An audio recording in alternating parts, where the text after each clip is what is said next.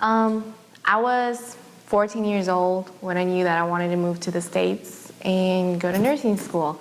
But when I was 16, so the year I started my senior year, my dad went bankrupt. And he told me that I wasn't allowed to leave the country. So he wanted me to stay in Bolivia, that's where I'm from. But I told him that I had to do it, something I had to do for myself. And we got into this huge fight, and we basically didn't speak again after that.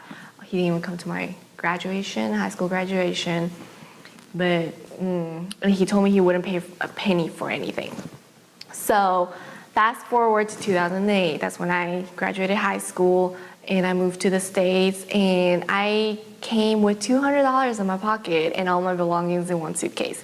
I had to sell my piano, I remember, to buy my airplane ticket because he said he wouldn't pay for anything. Well, currently I am a critical care nurse, and simplest way put, what do? I save lives. But it's a little bit more complicated than that. And I always thought that I would become a nurse to be able to save lives. That would be my goal. Whenever somebody asks me, what do you want to do when you become a nurse? It's save lives. It's the most reasonable answer.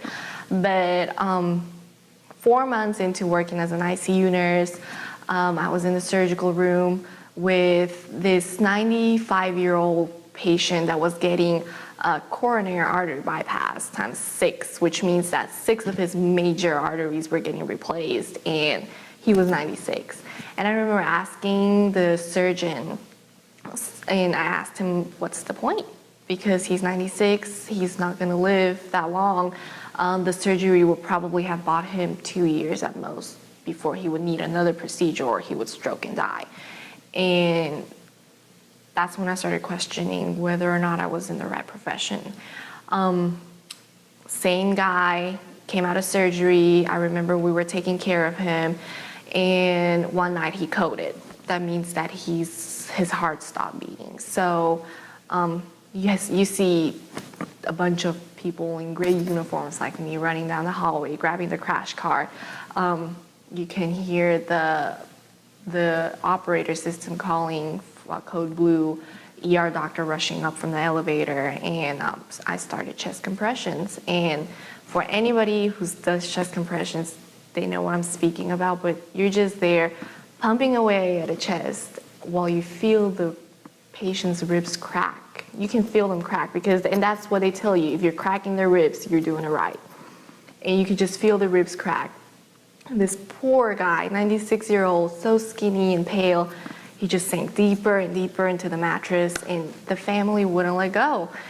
And they kept telling us they wanted us to do everything in our power to bring him back. And it was just so sad because it just went on, and after 30, 40 minutes of chest compressions and trying to revive him, the doctor called it.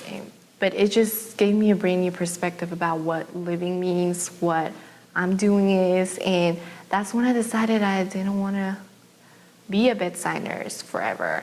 So it changed me to where I feel like nursing at the bedside is probably not the best way to save people. So right now I'm currently getting my master's in community health, and I work a lot with minority populations like the Marshallese and Hispanics, and a lot in free clinics simply because they can't afford primary care. And I'm trying to bridge the health disparities gap and trying to make sure that they have healthcare access and they have quality healthcare available. And hopefully I will find another passion. I mean, that is my passion, but hopefully I'll find that that's more fruitful than trying to revive a 96-year-old who we knew from the get-go that he probably wasn't going to survive the surgery anyway.